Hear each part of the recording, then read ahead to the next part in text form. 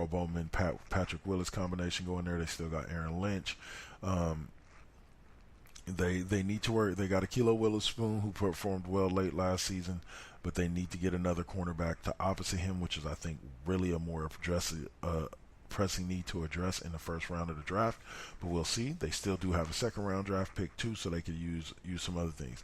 The running back position is kind of sketchy because you got Joe Williams, who was the golden child of Kyle Shanahan, the guy that he really, really wanted and was willing to damn near give up anything for. And he got him in the fourth round of the draft last year, and he went out early with an injury and hasn't played really all season. So this kid can do things well, but I think that Shanahan will be served best by allowing Bredia, Hyde, and Joe Williams to all get play time. Then you keep all three healthy. Hyde is your big back for pounding and pulling off plays when you need to, punish the defensive line. Bredia and Joe Williams are there to catch balls out the backfield and run play action. Or you got Carlos Hyde for blocking and running play action, and you got Bredia and them for speed run plays where they need to open up holes and somebody needs to hit the hole quick and get through it and be gone. And you got these little speedsters in Joe Williams and Bredia. So I think that Kyle Shanahan will be best served to bring back Carlos Hyde and add him to what's already a cheap running back class, as Bredia and Joe Williams were rookies this year and really aren't going to be getting paid that much next year. So there's still room money-wise, monetarily, in the running back class. So I think that the 49ers are going to be good next year. I think that they're going to be something to watch. I think they were number 2 candidate of teams to possibly go from worst to first, and I hope that they do. I want to see them relevant again. It's been a long time since my 49ers have been relevant. I know it's only been, since 2013, but it's been 5 years since they were truly relevant. They went through a long stretch,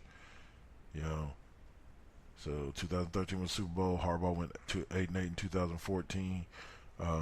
In 2015, that was Jim Tomsula. 2016, that was Chip Kelly. 2017 has been Kyle Shanahan, and it's going to be Shanahan moving forward. So good luck, 49ers. I truly do hope that it all works out for us all, and we can see you playing in a Super Bowl sometime soon. That's been it for my lesson of the day. We're going to come back and talk some AFC and NFC championship games right before we talk a little bit of Super Bowl. But like I said, no predictions, just talking a little bit of Super Bowl and the matchup between the Eagles and the Patriots. You're listening to Double K's Classroom. This has been my lesson of the day. We are on Spreaker.com, 4Aces Presents, and iHeartRadio.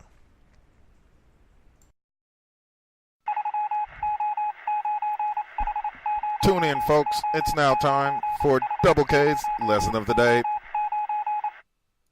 Now, lastly, we take a look at one of the co-founders for 4Aces, the Saint, and his group, The Collective, as they bring us MVT West and NVT Deuce. First up, we'll have MVT West.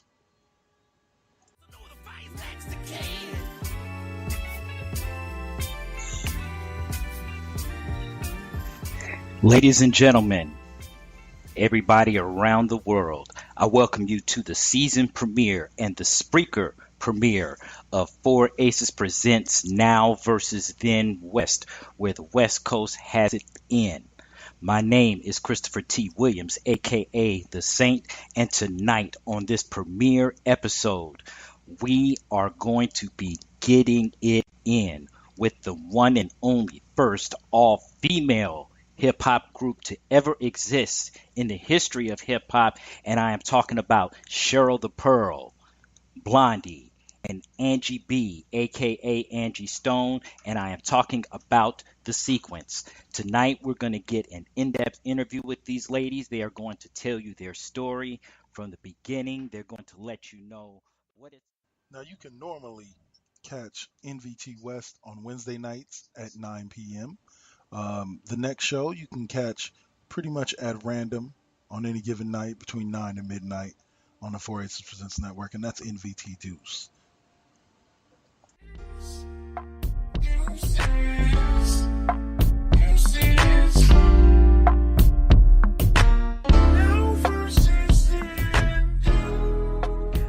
What's good with it, planet Earth? What's good with it? And you are tuned into the vibe.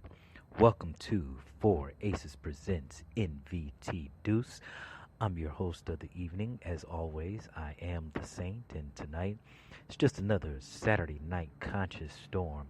It's a little breezy outside here in the great city of Sacramento, California, but we're going to do what we can to keep you warm if you're a little bit cold. And for those back east that are listening to us on the late night, we appreciate it and we welcome you to the vibe, as always. Tonight we're going to kind of mix it up a little bit with the music, but there are a couple of announcements that I'm going to be making. All right, guys, so that'll do it. MVT Deuce, like I said, you can find them on random nights from Tuesdays to Saturdays to Thursdays. Just keep an eye out for MVT Deuce, MVT West, right here at the 4 Aces Presents Radio Network on Spreaker.com/user/4 Aces Presents. 12 different shows, one unique voice. I'm Double K. We'll catch you next time. Peace.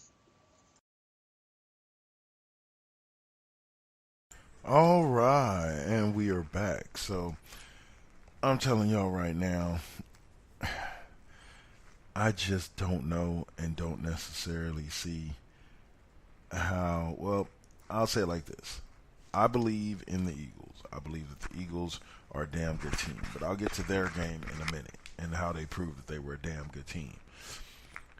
We just saw, or I just saw today and witnessed another historical event as Tom Terrific went on ahead and decided to do some big things, and Tom Terrific ended up winning himself a foosball game, as Kathy Bates would say from the water ball. Foosball ain't good for nothing. It's the devil.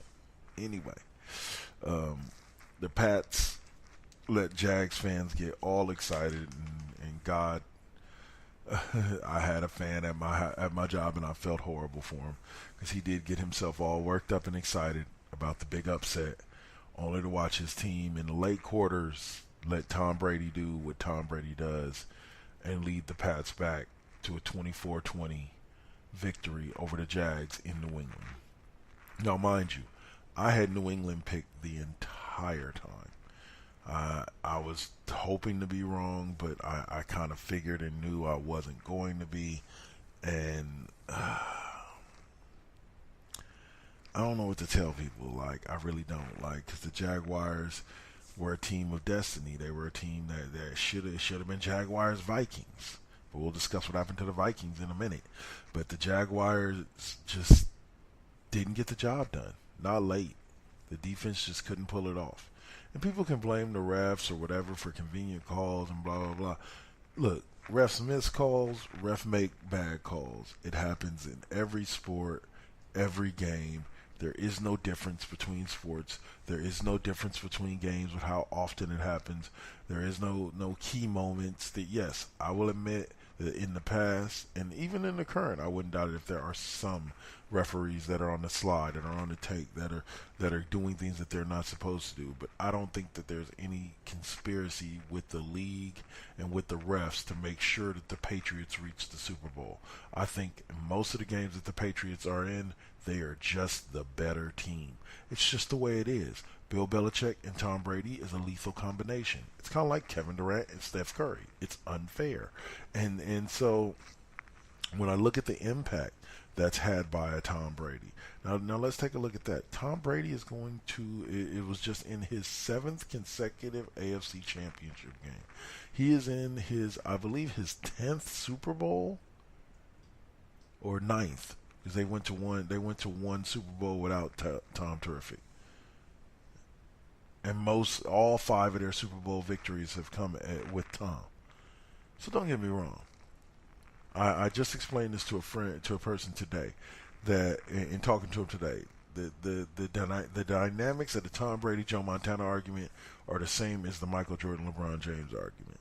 When you're talking about greatness versus greatness, there's certain specifics and nitpicking that you have to do. And just like Tom and LeBron have the edge on Michael and Joe in statistics, in key moments, in key things, the two, Joe and Michael, stand out. 6-0 in championship games. 6-0 in NBA Finals. 3-5 for LeBron James.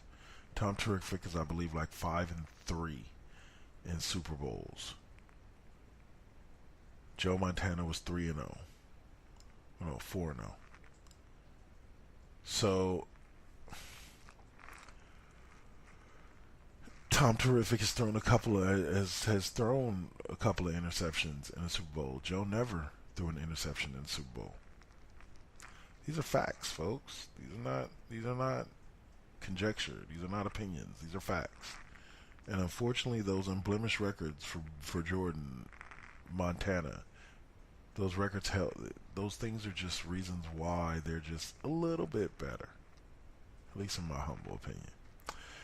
Next up was the Eagles' throttling of Minnesota Vikings 38-7 in the NFC Championship game to reach the Super Bowl again for the first time, I believe, since the Donovan McNabb T.O. era. So that would have been when 2000, I want to say 2008 was when the Eagles and the Patriots met last time. So yeah, it's been a few years. It's been about 10 or so years since the last time these two hooked on the Super Bowl.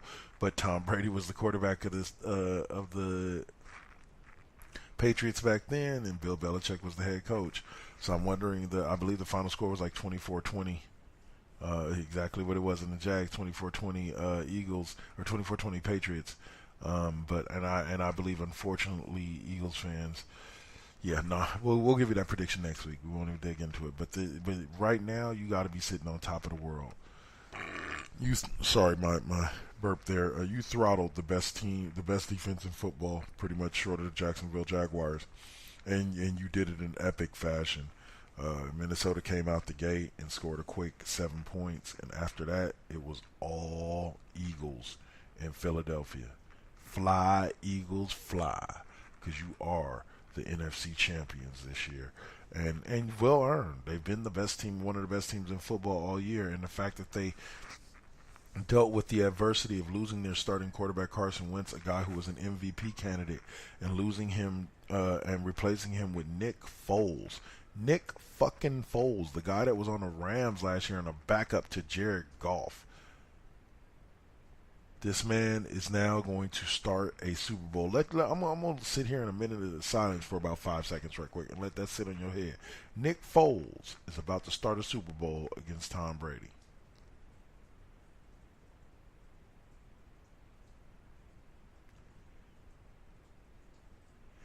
Has it hit you yet? Blake Bortles just started an AFC Championship game against Tom Brady. Case Keenum and Nick Foles just decided who from the NFC would reach the Super Bowl. This can only mean one of two things, people. Either we're truly evolving and some of these guys are finding their worth later on in life, or there's been a degradation of the necessity of the quarterback position. Because effectively, I'm going to be real with you, Blake Bortles, Case Keenum, you're basically Trent Dilfer at this point. And that's not an insult to Trent Dilfer. Trent Dilfer won in Super Bowl with the Ravens. But if he didn't have that defense, there's no way Trent Dilfer wins shit. And if they don't have those defenses, they're not in the AFC Championship game. Neither Blake Bortles or Case Keenum is he going to put that team on his back and lead them to victory? I don't believe in Nick Foles to do that either, if necessary down the stretch. I believe that he will falter against the New England defense if it comes down to that. But I'm going to end it the way I started it. Nick Foles is about to start a Super Bowl against Tom Brady. We'll come back to that in the next episode of Double K's Classroom in the next